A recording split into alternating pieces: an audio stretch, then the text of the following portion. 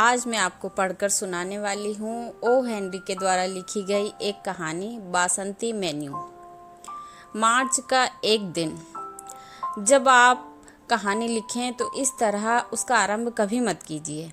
इससे बुरी कोई शुरुआत नहीं हो सकती। यह ढंग कल्पना शून्य, नीरस और शुष्क है, जिससे केवल आडंबर झलकता है। लेकिन इस मौके पर यह क्षम्य है, क्योंकि इसके बाद के परिच्छेद की घटना जिससे हमारी कथा का आरंभ होता है इतनी काल्पनिक और अतर्क संगत है कि पाठक के समक्ष उचित भूमिका के बिना नहीं रखी जा सकती। साराह मेनू को देखकर रो रही थी। कल्पना कीजिए कि न्यूयॉर्क में रहने वाली लड़की और मेन्यू कार्ड को देखकर रोए। इसका स्पष्टीकरण करने के लिए आप कहेंगे कि शायद आज होटल में खाना समाप्त हो गया होगा, या उसने ईस्टर के बड़े दिन पर आइसक्रीम न खाने की कसम ली होगी, या उसने प्याज खाया होगा, और या वह कोई शोकांत नाटक देखकर आ रही होगी। ये तमाम कारण गलत हैं, इसलिए अब आप कहानी को आगे बढ़ने दें। जिस व्यक्ति ने यह घोषणा की कि संसार एक सीप के समान है जिसे तलवार से खोला जा सकता है, उसने निश्चय ही अपनी योग्यता से कहीं ऊंचे सत्य का अन्वेषण किया था। तलवार से सीप खोलना कोई मुश्किल काम नहीं, लेकिन इस संसार रूपी दोहरी सीपी को किसी ने टाइपराइटर से खोला हो, ऐसा भी कभी सुना है क्या? इस प्रकार का उद्घाटन आप देखना चाहेंगे तो सुनिए।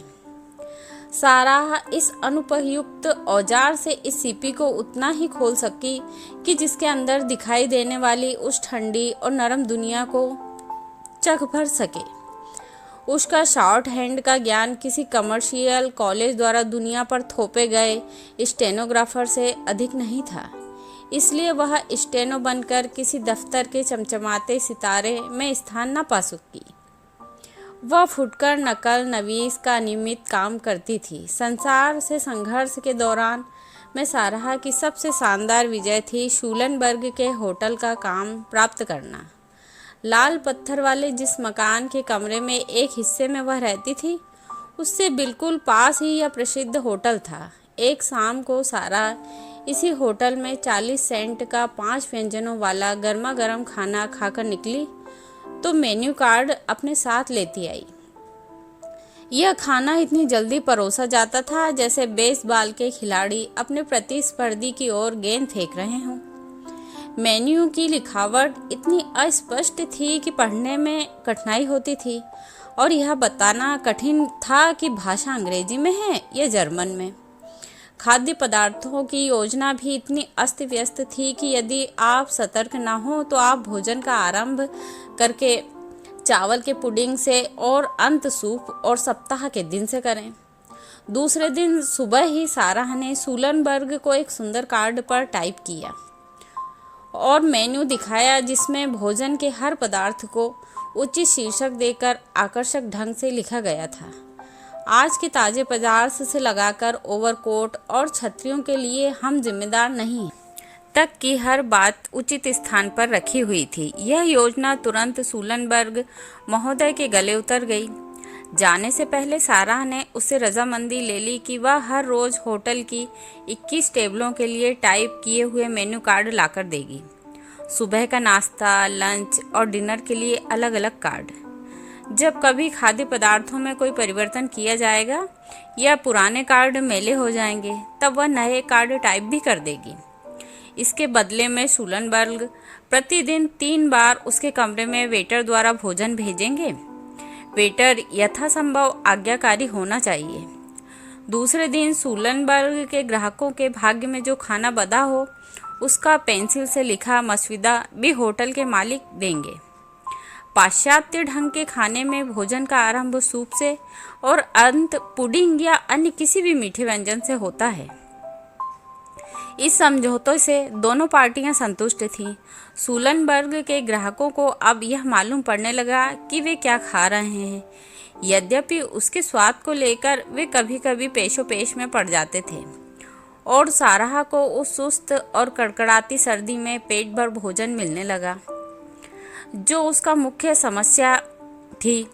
और तभी कैलेंडर ने झूठी घोषणा कर दी कि वसंत आ गया है। वसंत तो अपने समय पर ही आता है। शहर की गलियों में अभी तक जनवरी की बर्फ वज्र की तरह जमी हुई थी। बाजों पर लोग शिशिर के उत्साह और साहस से ग्रीष्म के गुणगान गा रहे थे। ईस्टर के कपड़े बनवाने के लिए लोग अभी से तैयारियां कर रहे थे। चौकीदारों ने भी मकान को गर्म रखने की स्टीम बंद कर दी थी। परंतु हम जानते हैं कि ये सब लक्षण तो यह सूचित करते हैं कि नगर अभी तक सर्दी के पंजों से छूटा नहीं है। एक दिन तीसरे पहर सारा अपने लंबे चौड़े आरामहीन सोने के कमरे में सर्दी से कांप रही थी। विज्ञापन के शब्द तो इस प्रकार थे कि मकान को गर्म रखने की व्यवस्था, साफ सफाई, हर प्रकार की सुविधा, जिनको देखकर ही अंदाजा लगाया जा सकता है। लेकिन असलियत में राम का नाम।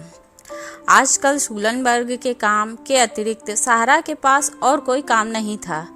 बैंत की चरमराती आराम कुर्सी में बैठी हुई सारा पिछवाड़े की खिड़की में से बाहर देखा करती। दीवार पर लगा कैलेंडर चिल्ला चिल्ला कर उससे कहता, वसंत आ गया है सारा, वसंत आ गया है।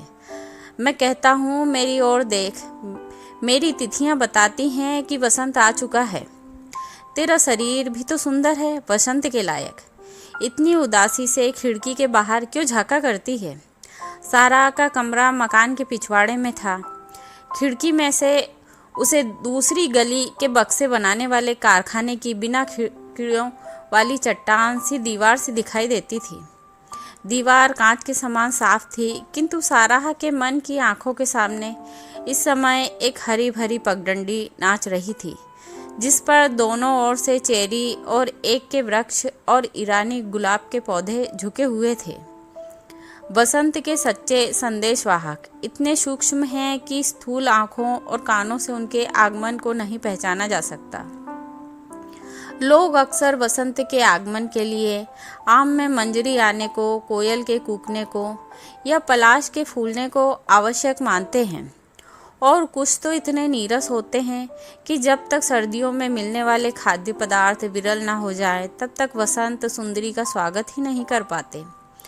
परंतु धरती की सबसे लाडली संतानों के लिए यह नई दुल्हन एक ही मधुर संदेशा भेजती है, यदि तुम मुझसे मुंह नहीं मोड़ोगे तो मैं किसी को भी अपनी सौतेली संतान नहीं मानूंगी। पिछली गर्मियों में सारा गांव में गई थी और वहां उसका एक किसान से प्रेम हो गया था। कहानी लिखते समय इस प्रकार की गई बीती बातों को याद न करें। कला की दृष्टि से यह बुरी बात है जो रस भंग करती है। इसे आगे बढ़ने देना चाहिए।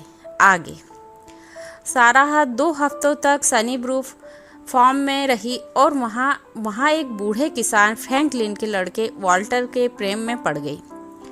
वैसे तो इससे भी कम समय में किसानों के साथ प्रेम और विवाह करके उन्हें घास चरने छोड़ा जा चुका है, परंतु वॉल्टर फ्रैंकलिन एक आधुनिक किसान था। उसकी गौशाला में टेलीफोन लगा हुआ था और वह यह भी बता सकता था कि कृष्ण पक्ष में बोए गए आलूओं की खेती पर अगले वर्ष कनाडा में उत्पन्न होने वाली गेहूं की फसल पर क्या प्रभाव पड़ेगा। इस हरी भरी आच्छादित पगडंडी पर वॉल्टन ने प्रियाराधन करके सारा के हृदय को जीता था और यहीं दोनों ने साथ बैठकर उसके बालों के लिए सरसों के फूलों की वेणी गूंथी थी। सारा के भूरे बालों पर उन पीले फूलों की वेणी कितनी फबी, इसकी प्रशंसा करते वह अघाता नहीं था। उस वेणी को वहीं छोड़कर अपने हेड को घुमाती हुई वह घर लौट आई। वसंती की पहली बयार कहते ही विवाह करने का वॉल्टर का विचार था, इसलिए सारा अपने टाइपराइटर को खटखटाने के लिए शहर में चली आई। दरवाजे पर हुई एक दस्तक ने सारा के उस सुख स्वप्न को तोड़ दिया। शूलनबर्ग की एक अस्पष्ट लिखावट में लिखा हुआ अगले दिन के मेन्यू का मशविदा लेकर होटल का वेटर आया था। सारा टाइपराइटर लेकर बैठी और उसमें कागज चढ़ाया। वैसे तो सारा बहुत फुर्तीली थी। अक्सर 21 कार्ड टाइप करने में उसे 1.5 घंटे से ज़्यादा समय नहीं लगता था, परंतु आज मेनू में हमेशा से ज़्यादा रद्द-बदल थे। सूप पतले थे, सुअर का मांस गायब था और उसका स्थान उबली हुई शलजम ने ले लिया था। पुराने मेन्यू पर वसंत की उन्मत्त बहार छाई हुई थी। छोटी छोटी पहाड़ियों पर आजकल अधिक दिखाई देने वाले मेमने अब स्वादिष्ट चटनियों के साथ उपयोग में आ रहे थे। ऑयस्टर की तादाद भी कम हो गई थी। तली हुई चीज़ों का स्थान भुनी हुई वस्तुओं ने ले लिया था। कचौड़ी समोसों की बहुतायत थी, परंतु मिठाइयाँ कम हो रही थीं। रंग बिरंगी तहों में लपेटे हुए सॉसेज, चने की दाल और मीठा मैपल बिल्कुल गायब तो नहीं हुए थे, पर उनका अस्तित्व मिटता जा रहा था। किसी झरने पर नाचती हुई परियों की तरह सारा की उंगलियां टाइपराइटर पर थिरकने लगीं। सधी हुई नज़रों से उसने हर वस्तु के नाम को उसके आकार के अनुसार यथास्थान टाइप कर दिया। अंत में आने वाली मिठाइयों से पहले कुछ सब्जियों के नाम थे, मटर और गाजर और मक्का, सेम की फलियां और बंद गोभी, एस्परेगस के टोस्ट इत्यादि। सारा इस मेन्यू को पढ़कर रो रही थी। उसके हृदय की कोई गहरी निराशा घुमड़कर आंसुओं के रूप में आंखों से बरस पड़ी। उसका सिर टाइपराइटर पर झुक गया और टाइपराइटर की खटखटाहट उसकी भीगी सिसकियों का साथ देती हुई प्रतीत हुई, क्योंकि 2 सप्ताह से उसे वॉल्टर की चिट्ठी नहीं मिली थी और मेन्यू में इसके बाद की मद थी। सरसों की तरकारी, अंडे डालकर बनाई हुई सरसों की तरकारी।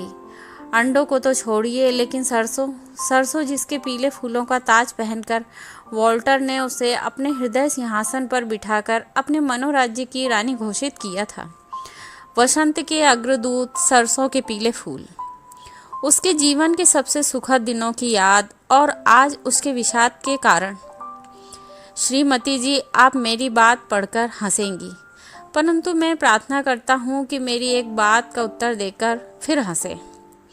अपने हृदय समर्पण के दिन आपके प्रियतम ने जो गुलाब आपको भेंट किए थे, उन्हीं को उबालकर शूलनबर्ग के होटल की टेबल पर आपके सामने परोसे जाएं, तब भी क्या आप हंस सकेंगे?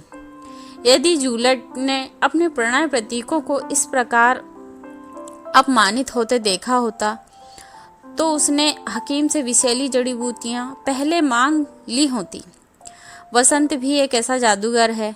लोह पत्थर से बने इस हृदयहीन नगर में उसे एक संदेशा भेजना है।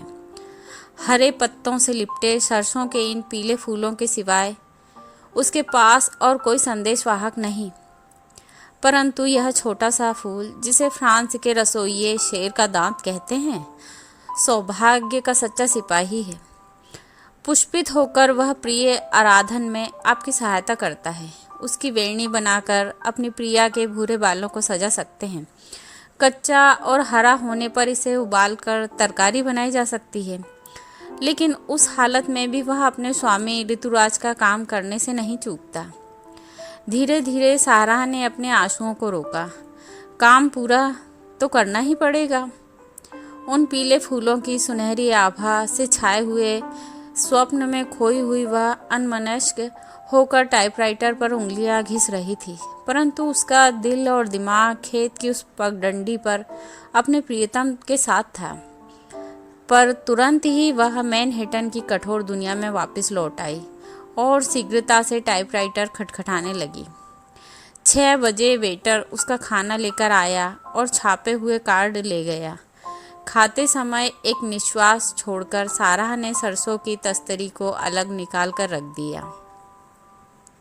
जिस प्रकार उसके प्रेम के प्रतीक उन सुनहरे फूलों का इस काली तरकारी में परिवर्तन हो गया था, उसी प्रकार उसकी सारी उमंगें कुम्हला कर नष्ट हो चुकी थी।